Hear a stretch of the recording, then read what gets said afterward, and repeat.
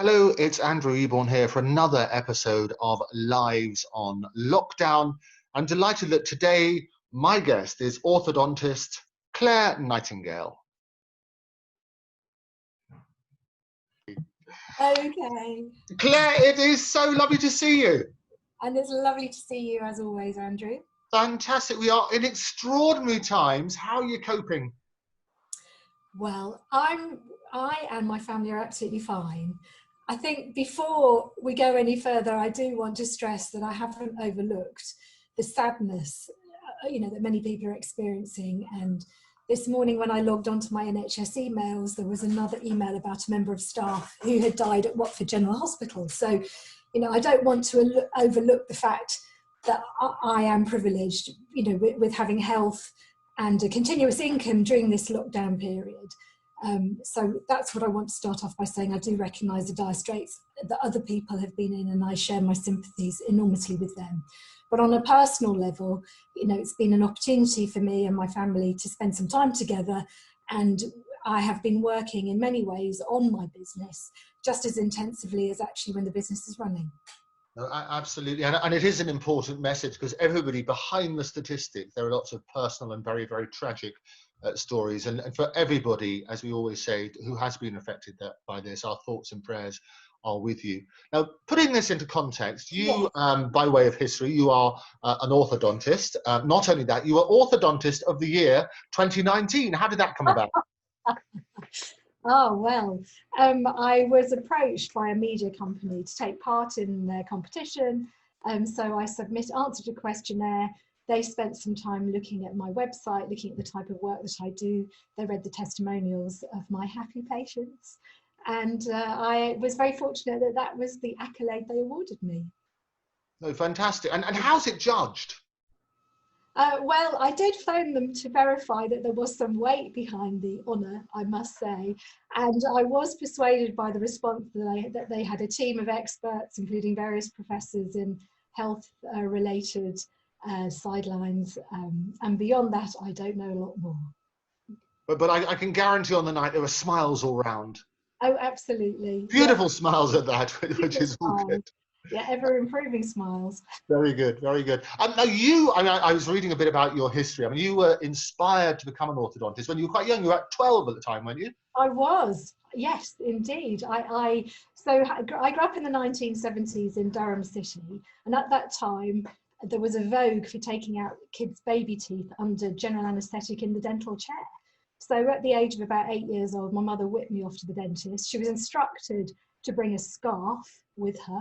I was gassed in the dental chair, and when I came round, the nurse wiped tears away from my cheeks, took the scarf from my mother and used it to tie a wedge of gauze in front of my mouth, and off I was sent home wobbling on a bus. And amazingly, despite that terrible experience, a year later my mum got me back to do the whole thing again. And then a few years later we moved to North London, and I was sent off to a specialist orthodontist when I was about 11 years old, who identified that I was crowded, made a recommendation to my new dentist to take some teeth out under local anaesthetic. And it was the most transformative experience. There were no nightmares, there was no blood, there was no pain, there was no gas, there was no wobbling home on the bus. And it was such a transformative experience for me that at that moment I decided that that was what I was going to do with the rest of my life. I would become an orthodontist. Well, fantastic. So talk me through the process then of a 12-year-old girl being impressed by the care and attention that you received. What did you have to do? What's the means by which you then become an orthodontist? Well, having made a decision at such a young age, in many ways it made life pretty easy, because the rest of the requirements, the O levels, actually, I will acknowledge my age, the O levels that I had to do. Excuse me one moment, we've got some people in the house working for us. But this is what we love about these things. There we go, yes. The people behind and so on and so forth. Yeah, my home office. Hello, what's he got? Our very kind builders that's coming in to sort it out. Anyway, so yes, so I had to choose my O levels. So it was very, very clear that I was going to do science O levels. And actually, I don't know that I'm a natural scientist, to be honest. I would have probably chosen arts if I hadn't already made my mind up that I was going to do dentistry. I did A levels. Chemistry is the absolute key for getting into dental school. So I got into Newcastle, which was actually originally my fourth choice on my Well, the great thing about that as well, Claire, is that you say it right. Well, I am the daughter of a Geordie. There you So go. it is the one gesture I still have towards my northern roots. Well, I can tell you, I went to Durham, and so often us Southerners always used to say Newcastle, which is totally wrong. Absolutely, you'd be a complete misfit there, Andrew. Yeah, but I mean, a story that I don't know if I've ever shared with you was that I was inspired to apply to Newcastle because a friend of mine, I was still in touch with a friend from my junior school days, who said she wanted to do medicine, and I thought what fun that would be to go off to Newcastle to do dentistry while Judith did medicine. She, however, so I went off, put it fourth choice, loved the building, loved the moor outside, and decided that was where I wanted to go. She, on the other hand, changed her mind completely, or perhaps didn't get the grace to do medicine, went off to Leicester Poly and did a performing arts administration degree, further to which she then set up Tea in the Park some years down the line, and retired very early, before the age of 40, with her entrepreneur husband. So our lives from a common starting point turned out to be very, very different. But she is the reason why I ended up in Newcastle, where I had 5 very happy years doing dentistry, followed by a year as a house officer. But I was still determined that I wanted to do orthodontics, and at that point I then had to jump through some hoops. I had to sit 2 very difficult exams to become a fellow in dentistry of the Royal College of Surgeons, further to which I then had a stringent interview, and about 3.5, 4 years after I qualified as a dentist, I was accepted as the first year of a new master's degree at Bristol University. So I took it, having been offered my place. I then packed in my job and went off backpacking around the world for about 8 months, knowing that I had my secure training to come back to. And on return, so in October 1993, I then started a very intensive 3-year master's degree at Bristol, during which I had to then do membership in orthodontics exams of the Royal Colleges, in addition to my master's exams and thesis. So that took me through to 1996. And then I faced another crossroad in my life, because I didn't know at that point whether to go into specialist orthodontic practice or continue higher training to become an NHS consultant. So always want to create a rod for my own back. I decided I would do both. So I then spent 4 more years training as a senior registrar, came to London at this point and went to the Eastman Dental Hospital, partnered with Queen Mary's University Hospital, Roehampton. And finally, in 2000, at the end of 2000, just before I gave birth to my first child, I finally accredited as a consultant in orthodontics. And then there was another natural pause, because I went on maternity leave without a firm job to return to. So it then took another 3 or 4 years before a part-time job in London came up that was the right one for me. So after about 15 to 18 years of training, I guess, from having started dental school at 18, I then was appointed to my first consultant post in my late 30s.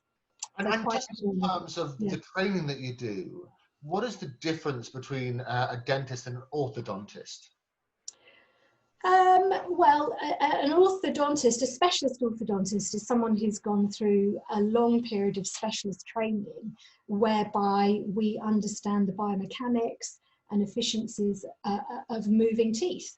So as a general dentists can do orthodontics, but they haven't had the in-depth training and experience and passed stiff qualification exams to become recognised specialists on the General Dental Council register. Okay, no, but very, very interesting. So you went through that very lengthy process, and I admire anybody from the medical profession, lots of the professions, like whether you're an accountant or a lawyer and so on and so forth, you don't get a job for a very long time. It's a lot of training, a lot of work, and so on and so forth. What was your first job after you finished qualifying? As an orthodontist or as a dentist? As both, in fact, maybe. Well, as a general dentist, my first job actually was as a house officer. So I was appointed one of about 6 or 8 from my year group that were appointed to house officer positions in the dental hospital. So, one day we went from having to have a signature of a member of staff before we gave a local anaesthetic. That was on a Friday, and then on a Monday we were paddling our own canoes on the clinic, so that was quite a shock. And I was obviously it was great to stay within the nurturing environment of the hospital in which I had trained. But my first job as an orthodontist, bizarrely, another little twist to my life story, was actually back in Pinner, which was the town in North London where I grew up.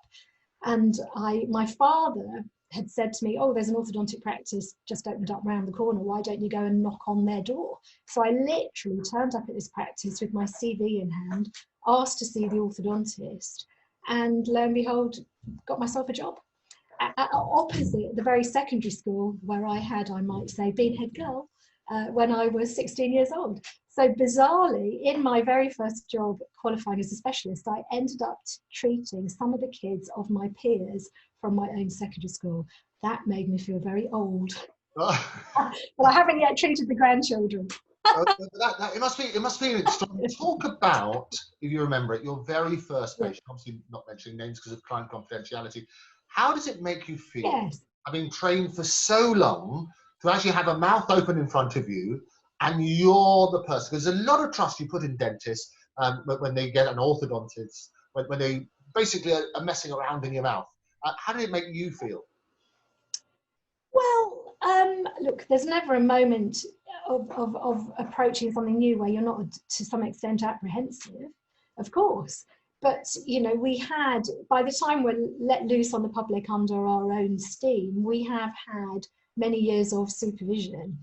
And so I suppose the truth is it was probably quite liberating, actually, you know, to be in the driving seat, as well as a little bit nerve-wracking. But I think dentists acquiring a dental degree and then somewhat latterly a specialist degree in orthodontics is a little bit like learning to drive. You pass your test, you get on the road, then you learn to drive, because you have to get yourself out of your mistakes and your fixes and your near misses. And that's the analogy. I think it's the same in dentistry and orthodontics. Sure. Now, at the moment, obviously, people can't go to the dentist. You hear of terrible reports of people having to pull out their own teeth and so on and so forth, because it is so painful. I presume that's the same with orthodontics. Well, look, again, it's a privileged position to be in, because lo and behold, we've discovered that pretty much most orthodontic emergencies can be self-managed at home. And one thing that has really impressed me in this pandemic is the efforts of the British Orthodontic Society to produce some fantastic little videos on their website, which are basically how to get yourself out of trouble for patients. They're DIY, SOS tutorials, and they're fantastic. We've got a little bit of drilling going on now, you might have in the background. Sorting out a damp problem.